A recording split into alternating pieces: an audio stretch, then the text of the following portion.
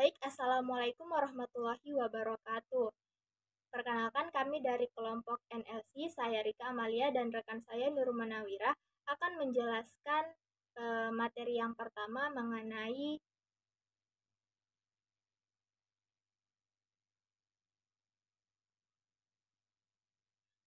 konsep dasar fertilitas. Baik, langsung saja.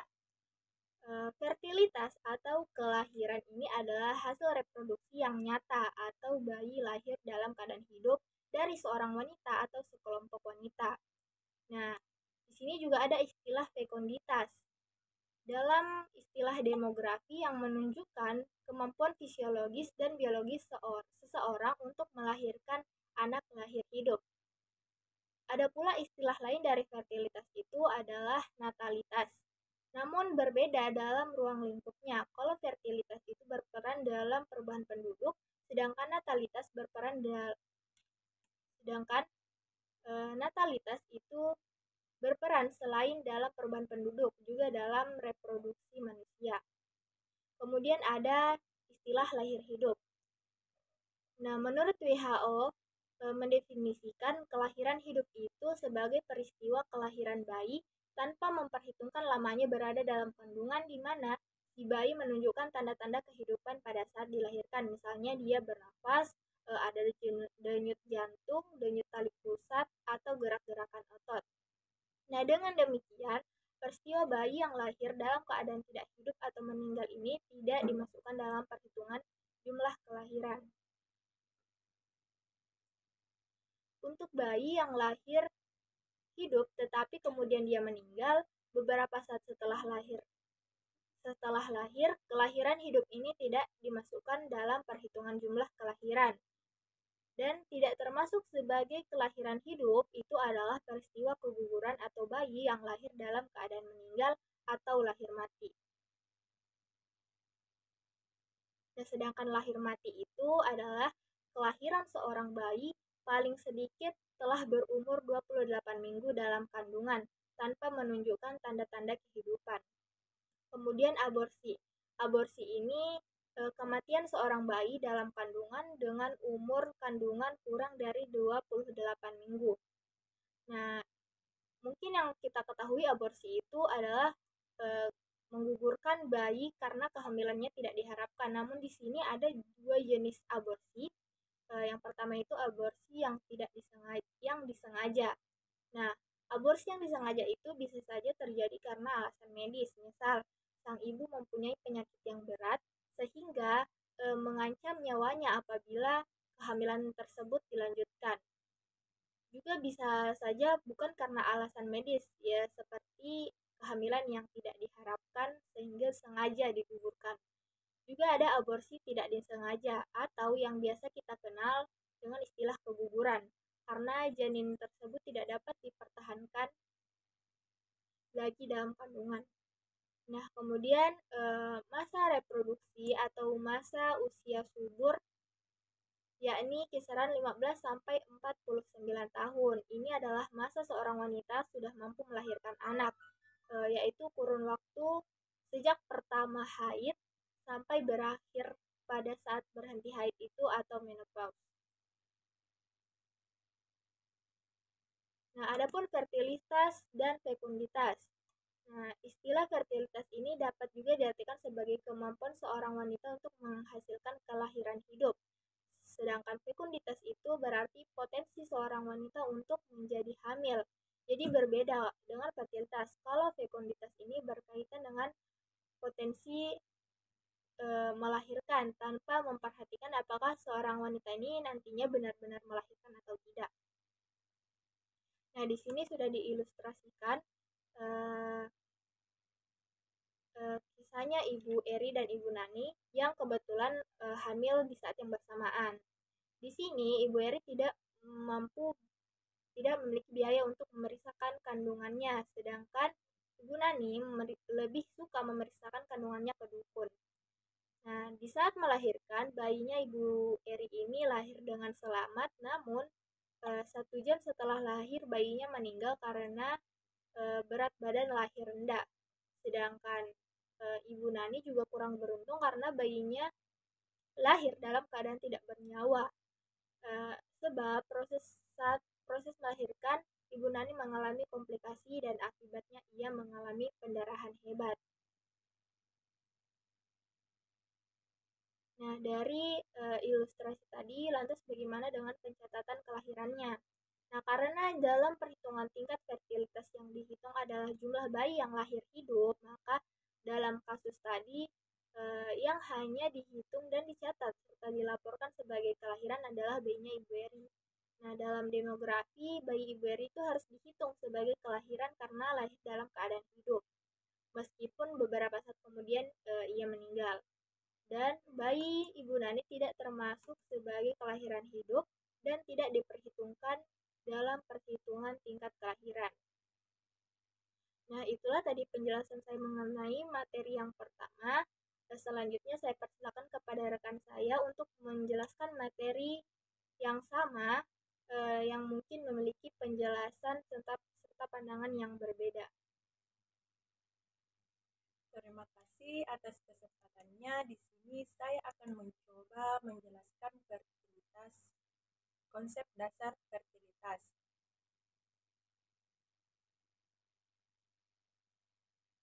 Nah, fertilitas atau kelahiran adalah hasil reproduksi yang nyata atau bayi lahir hidup dari seorang wanita atau sekelompok wanita. Adapun fekunditas adalah istilah dalam demografi yang menunjukkan kemampuan fisiologis dan biologis seorang wanita untuk melahirkan anak lahir hidup. Adapun istilah yang sama artinya dengan fertilitas adalah natalitas, tetapi berbeda dalam ruang lingkupnya. Fertilitas berperan dalam perubahan penduduk, sedangkan natalitas berperan selain dalam perubahan penduduk juga dalam reproduksi manusia.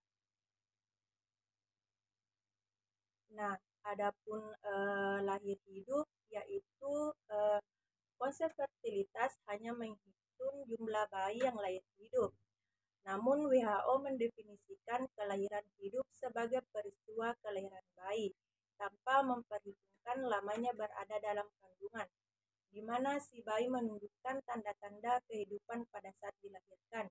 Misalnya bernafas, ada denyut jantung, atau denyut tali pusat, atau gerakan-gerakan otot. Namun dengan demikian, peristiwa bayi yang lahir dalam keadaan tidak hidup atau meninggal tidak dimasukkan dalam perhitungan jumlah kelahiran. Untuk bayi yang lahir hidup tetapi kemudian meninggal beberapa saat setelah lahir atau di kemudian hari, kelahiran hidup ini tetap dimasukkan dalam perhitungan jumlah kelahiran, tetapi tidak termasuk sebagai kelahiran hidup. Adalah peristiwa keguguran atau bayi yang lahir dalam keadaan meninggal atau lahir mati. Di sini adapun definisi lahir mati adalah kelahiran seorang bayi yang paling sedikit telah berumur 28 minggu dalam kandungan tanpa menunjukkan tanda-tanda kehidupan. Nah, aborsi adalah kematian seorang bayi dalam kandungan dengan umur kandungan kurang dari 28 minggu. Ada dua jenis abortus, yaitu yang pertama aborsi yang disengaja. Abortus disengaja dapat terjadi karena alasan medis. Misalnya, si ibu mempunyai penyakit yang berat, yaitu penyakit jantung dan sebagainya, sehingga bila diteruskan kehamilannya akan membahayakan jiwanya. Sedangkan abortus yang disengaja tanpa alasan medis, misalnya kehamilan yang tidak diharapkan sehingga dengan sengaja digugurkan. Dan yang kedua, aborsi tidak disengaja atau yang biasa dikenal dengan istilah keguguran karena janin tidak dapat dipertahankan lagi dalam kandungan.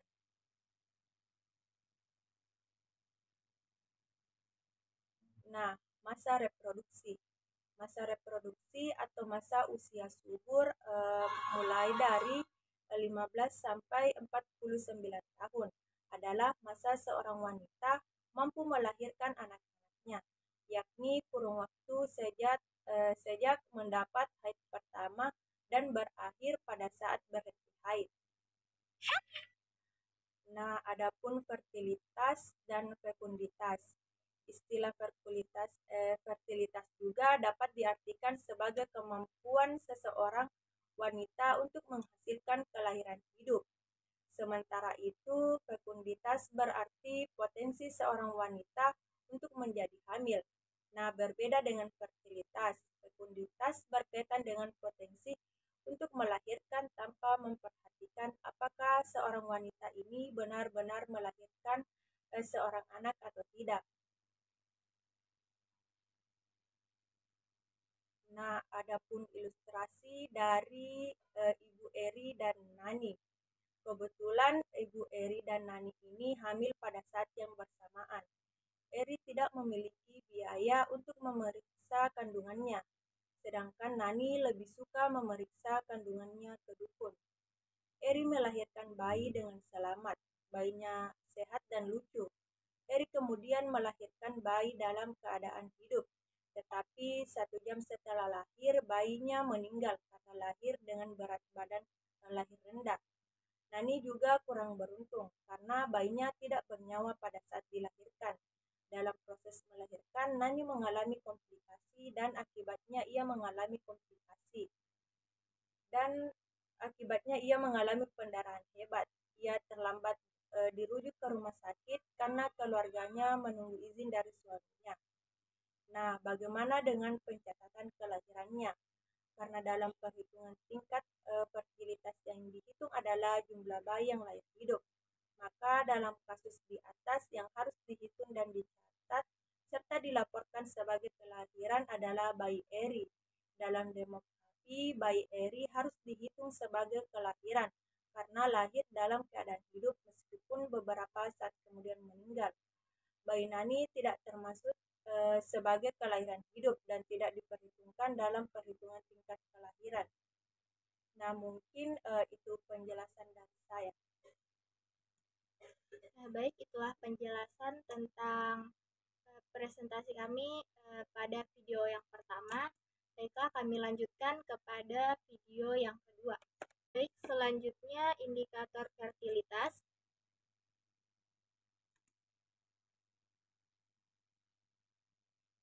Jadi pada pengukuran fertilitas ini lebih kompleks dibandingkan dengan pengukuran mortalitas karena seorang wanita itu hanya mati 1 kali tetapi dia dapat melahirkan lebih dari seorang bayi. Nah, di samping itu seorang yang telah mati pada hari dan waktu tertentu itu tidak mempunyai resiko kematian yang kedua kali. Sebaliknya, seorang wanita yang melahirkan seorang anak itu tidak berarti resiko melahirkan dari wanita tersebut berhenti.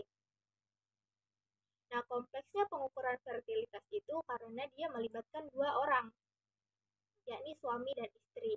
Nah, masalah lain yang dijumpai dalam pengukuran fertilitas adalah tidak semua wanita mengalami resiko melahirkan karena ada kemungkinan beberapa dari mereka tidak mendapat pasangan atau untuk berumah tangga. Juga ada wanita yang berstatus bercerai atau menjanda. Nah, diperhatikan dari masalah-masalah tersebut, terdapat variasi dalam pengukuran fertilitas yang dapat diterapkan dan masing-masing ini mempunyai kelebihan dan kekurangan. Nah, di sini ada ukuran-ukuran dasar fertilitas. Nah, dapat lihat ada CPR, GPR, ASPR, TPR. Nanti akan dibahas satu persatu. Nah, juga indikator fertilitas ini ada anak lahir hidup ALH dan anak masih hidup AMH. Nah, juga ada paritas. Paritas itu kaitan antara usia lahir anak dan angka kelahiran anak dan usia perempuan yang melahirkan. Dan juga ada KB atau keluarga berencana.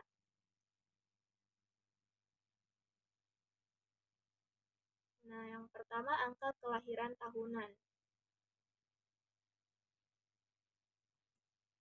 Nah, indikator ini mencerminkan tingkat kelahiran pada suatu waktu atau tahun tertentu. Secara umum, angka ini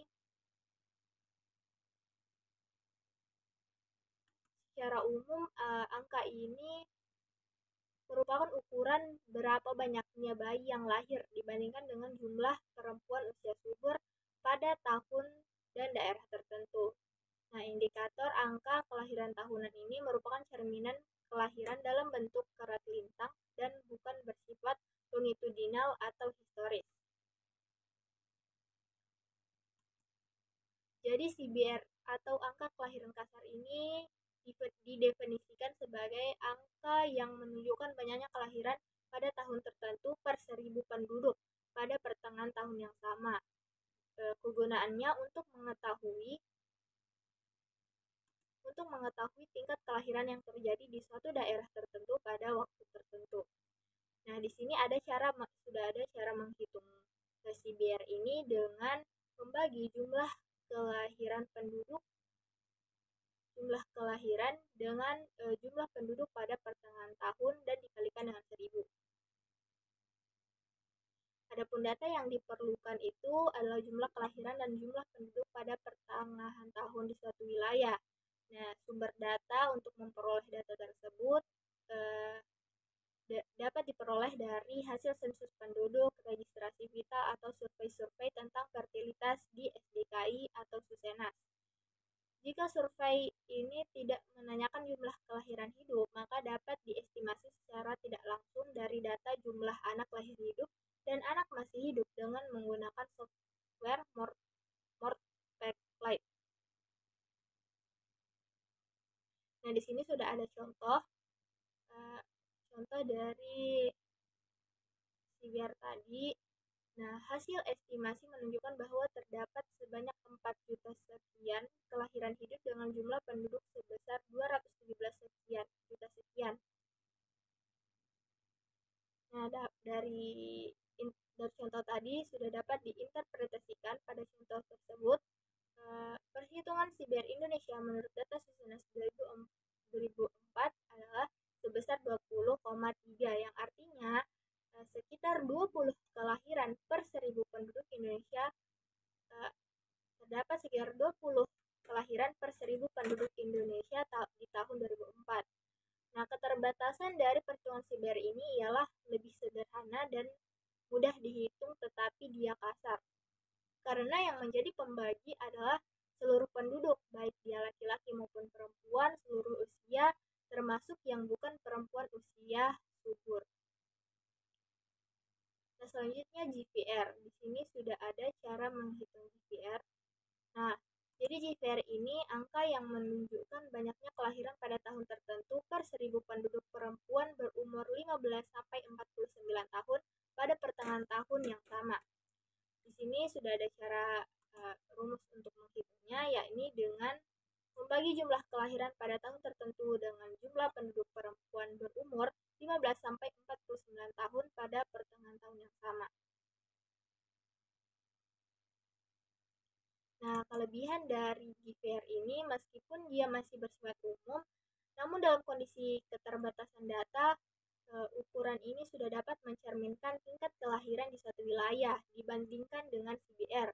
GVR ini lebih cermat karena sudah memperhitungkan penduduk yang mempunyai potensi melahirkan, yaitu perempuan usia subur. Nah, adapun kekurangannya, dia belum memperhitungkan kenyataan bahwa potensi perempuan dikaitkan dengan kesuburan atau fekonditasnya untuk melahirkan berbeda-beda menurut umur perempuan. Kemudian angka kelahiran menurut umur atau ASPR, yakni angka yang menunjukkan banyaknya kelahiran dari perempuan pada suatu kelompok umur pada satu tahun tertentu per 1.000 perempuan pada kelompok umur usia subur dan pertengahan tahun yang sama.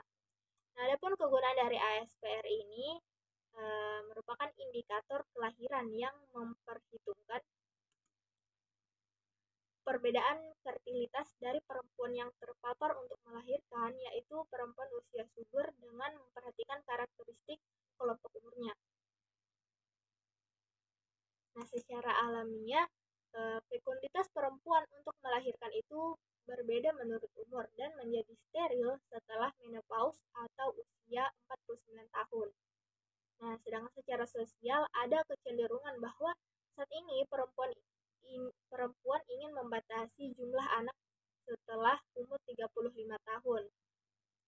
Nah, pengetahuan mengenai ASPR akan berguna untuk pelaksanaan program KB dan peningkatan pelayanan kesehatan bagi ibu dan anak.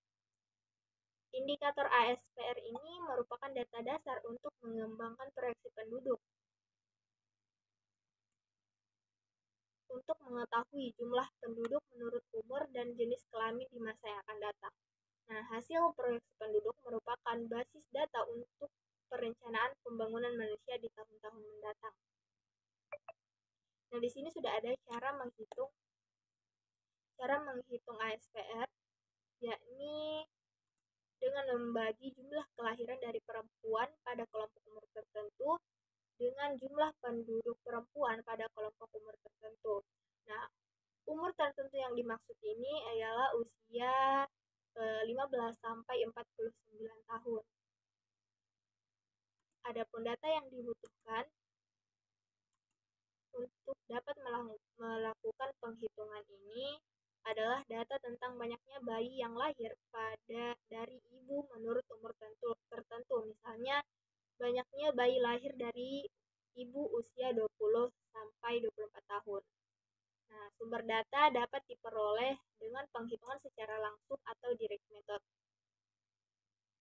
Nah, selama ini penghitungan secara langsung untuk ASPR dilakukan dengan menggunakan data riwayat kelahiran yang dikumpulkan dari ESDKI atau Survei Demografi dan Kesehatan Indonesia. Nah, terakhir kali dilaksanakannya SDKI itu pada tahun 2017. Nah, di sini sudah ada tabel tren angka fertilitas Indonesia 1991 sampai 2012. Nah, dari data-data tadi dapat diinterpretasikan dari tabel tersebut bahwa pola ASPR mengikuti huruf U terbalik, rendah pada kelompok umur 15 sampai 19 tahun dan umur 40 sampai 49 tahun. Nah, pada puncaknya itu terletak pada kelompok umur 25 sampai 29 tahun. Nah, ini dapat mengindikasikan bahwa kelahiran pada tahun tersebut paling banyak dikontribusi oleh perempuan pada kelompok umur 25 sampai 29 tahun. Nah, hal ini juga dapat berarti bahwa anjuran pemerintah untuk tidak melahirkan pada usia muda itu sudah mencapai sasaran secara nasional. Nah, fenomena ini juga bisa dikaitkan dengan suksesnya program wajib belajar pada 9 tahun. Ini menyebabkan semakin banyaknya perempuan muda yang bersekolah ke jenjang yang lebih tinggi dan semakin terbukanya kesempatan bagi perempuan di pasar kerja. Nah, akhirnya ini akan membuat banyak perempuan untuk menunda menikah dan melahirkan karena pada umumnya menikah dan melahirkan di usia muda itu secara fisik dan emosionalnya memang belum matang. Adapun keunggulan dari ASPR ini, dia lebih cermat dibanding GPR karena telah memperhitungkan kemampuan perempuan untuk melahirkan sesuai dengan umurnya. Dengan ASFR pula ini memungkinkan untuk dilakukan studi fertilitas menurut kohort atau menurut kelompok umur tertentu. Nah, selanjutnya TPR angka fertilitas total. Ini merupakan gambaran mengenai rata-rata anak yang dilahirkan seorang perempuan dari usia 15 sampai 49 tahun. Nah, perbandingan angka TPR antara negara atau antar daerah dapat menunjukkan keberhasilan dari daerah tersebut dalam melaksanakan pembangunan sosial ekonominya. Angka TFR yang tinggi dapat merupakan cerminan rata-rata usia kawin yang rendah. Nah, tingkat pendidikan yang rendah terutama pada perempuan, tingkat sosial ekonomi rendah atau tingkat kemiskinannya yang tinggi. Di sini sudah ada cara menghitung jumlah ASPR, jumlah TPR, yakni dapat dilihat di sini rumusnya. Dengan pengalian dengan bilangan 5 dilakukan karena pengelompokan umur 5 tahunan dan diasumsikan bahwa setiap 1.000 orang perempuan pada kelompok umur yang sama secara rata-rata akan mempunyai jumlah anak yang sama.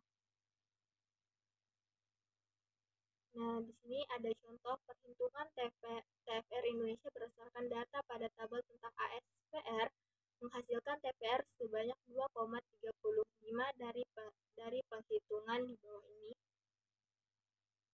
Nah, dapat diinterpretasikan TFR sebesar 2,35 berarti bahwa secara rata-rata wanita Indonesia itu mempunyai 2 atau 3 anak selama masa usia suburnya, yakni 15-49 tahun.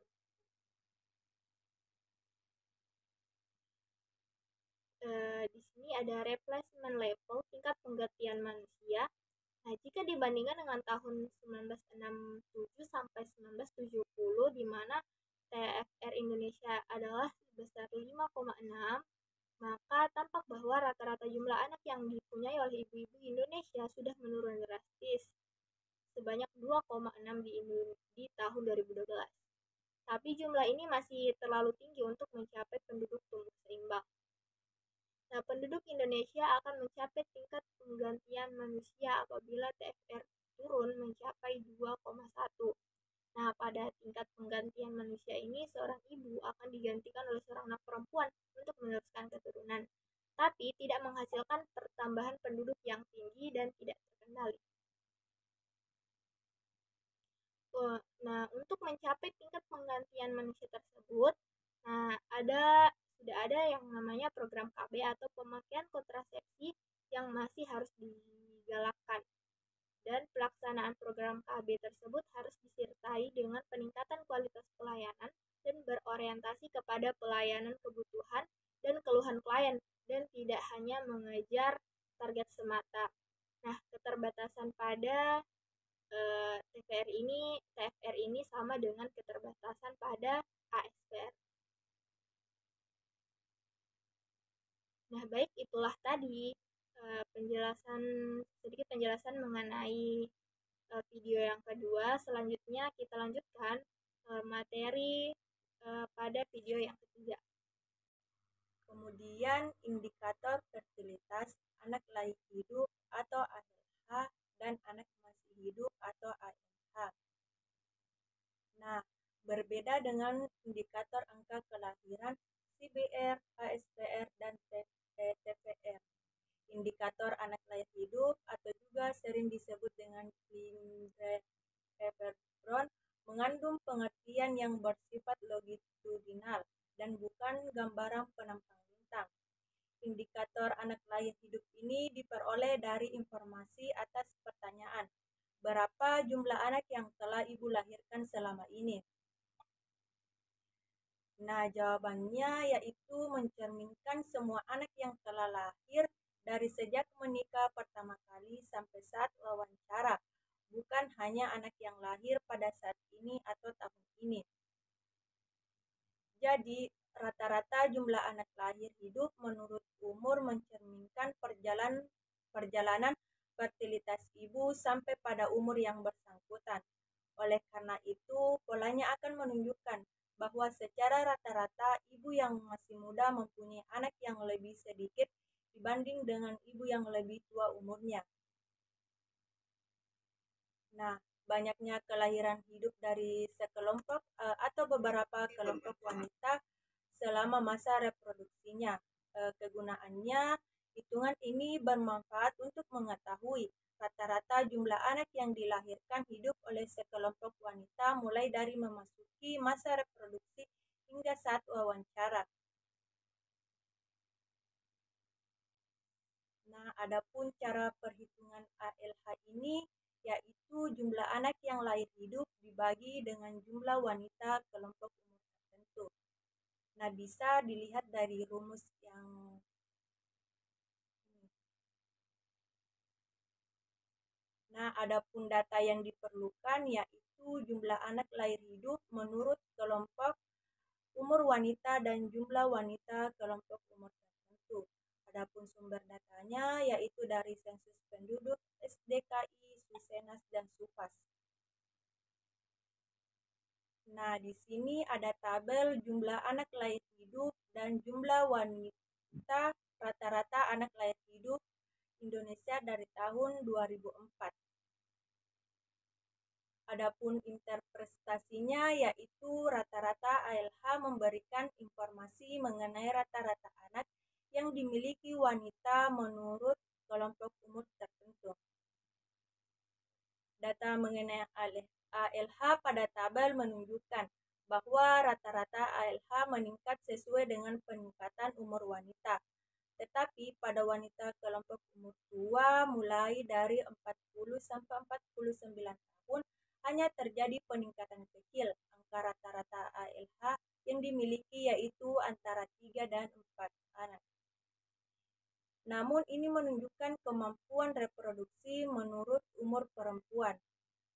Nah, jika dilihat lebih jauh untuk kelompok wanita kawin mulai dari umur 45 sampai 49 tahun, rata-rata seorang wanita usia tersebut melahirkan 4 anak lahir hidup.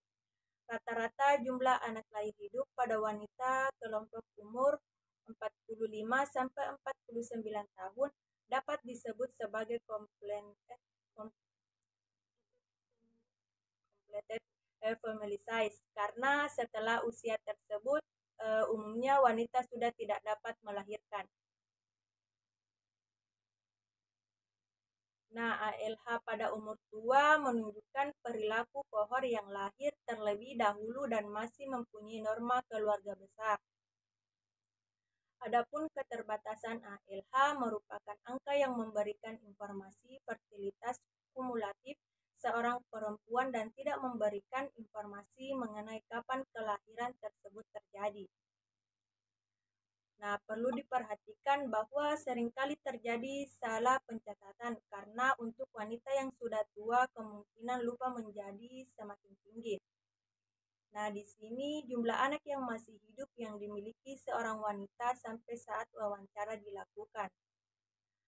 Nah, kegunaannya yaitu untuk mengetahui jumlah anak yang dimiliki seorang wanita secara real. Sebab dari seluruh anak yang lahir hidup, tidak seluruhnya dapat terus hidup. Perbedaan antara ALH dan AMA merupakan jumlah anak yang meninggal. Data ini menjadi dasar penghitungan angka kematian bayi dengan mengubahnya menjadi probabilitas bayi mati. Adapun cara penghitungannya yaitu jumlahkan seluruh anak lahir hidup yang dimiliki setiap wanita dan masih hidup sampai saat wawancara. Data yang diperlukan yaitu jumlah anak yang masih hidup yang dimiliki seorang wanita kawin. Nah, sumber datanya itu dari Sensus Penduduk, SDKI, Susenas, dan Supas. Nah, di sini ada tabel jumlah anak masih hidup, jumlah wanita dan rata-rata anak masih hidup Indonesia pada tahun 2004.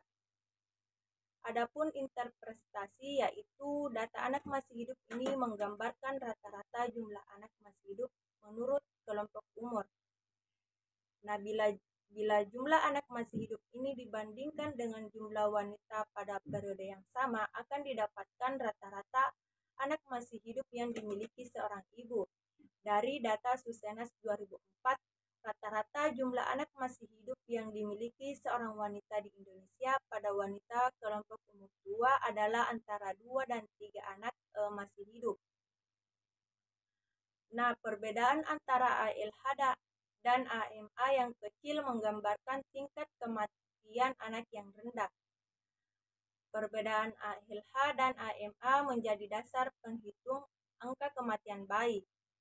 Nah, adapun keterbatasannya yaitu data ini hanya menggambarkan jumlah anak yang masih hidup yang dimiliki seorang ibu. Tidak dijelaskan apabila terjadi pada umur berapa anak ibu tersebut meninggal, sehingga tidak dapat dijelaskan dengan lebih cermat anak usia berapa yang menyumbang jumlah kematian terbesar. Nah, di sini ada definisi rasio anak wanita atau CWR adalah rasio atau perbandingan antara jumlah anak di bawah 5 tahun mulai dari 0 sampai 4 tahun dengan jumlah penduduk usia reproduksi mulai 15 sampai 49 tahun. Nah, jumlah anak berumur 5 tahun ke bawah mencerminkan kelahiran selama 5 tahun sebelum pencacahan. Nah, kegunaannya, rasio anak wanita merupakan ukuran yang sederhana dan datanya mudah diperoleh dari sensus atau survei. Rasio ini dipakai untuk melihat tingkat fertilitas pada suatu wilayah kecil dan tidak memungkinkan dibuat angka fertilitas menurut kelompok umur dan angka fertilitas total yang memerlukan sampel besar untuk penghitungannya. Nah, adapun cara menghitungnya yaitu jumlah anak usia di bawah 5 tahun dibagi dengan wanita usia subur yang termasuk kelompok umur 15 sampai 49 tahun, kemudian dikalikan dengan konstantan.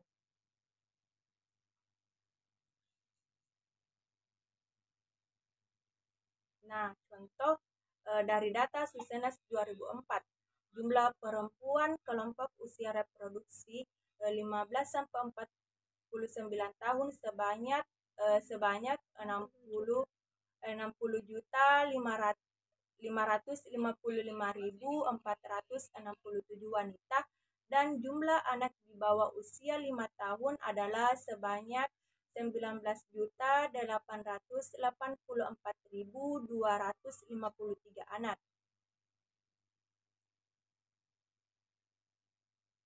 Nah, interpretasinya yaitu angka ini artinya pada tahun 2004 terdapat 33 anak umur di bawah 5 tahun untuk setiap 100 wanita yang berusia antara 15 sampai 49 tahun.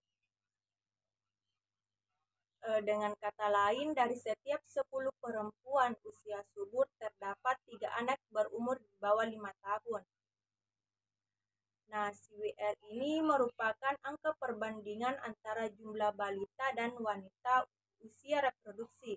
Jika CWR tinggi, berarti di wilayah tersebut banyak terdapat balita, yang dapat diartikan juga bahwa kelahiran yang terjadi cukup tinggi.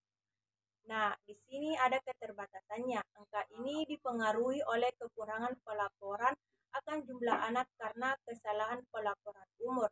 Misalnya, anak usia 4,5 tahun tidak dilaporkan sebagai anak di bawah usia 5 tahun. Nah, tidak memperhitungkan tingkat kesuburan perempuan menurut umur seperti pada ASPR.